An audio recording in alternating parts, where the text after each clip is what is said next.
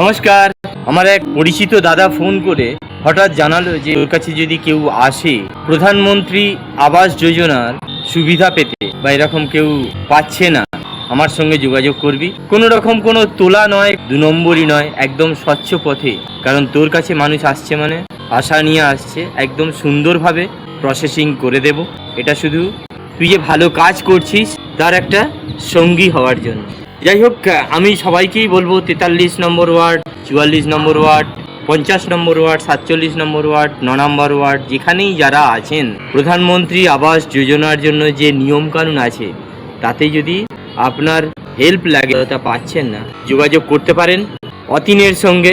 তার নাম্বার দেওয়া আছে সবার কাছে। অতীন মিত্র বালিটিকুড়িতে থাকে, তার সঙ্গে যোগাযোগ করবেন এবং আপনারা এটা খুব সচ্ছলভাবে সহজভাবে পাবেন। এতে আপনাকে কোনো এক্সট্রা টাকা দিতে হবে না। দ্বিতীয় কথা, রাজ্যের মাননীয় মুখ্যমন্ত্রী কিন্তু প্রচণ্ড চেষ্টা করছেন, কিন্তু খুব দুঃখের বিষয় মানুষ কিন্তু ধীরে ধীরে জানোয়ারের থেকেও অধম হয়ে যাচ্ছে। একটা ভিডিও দেখুন।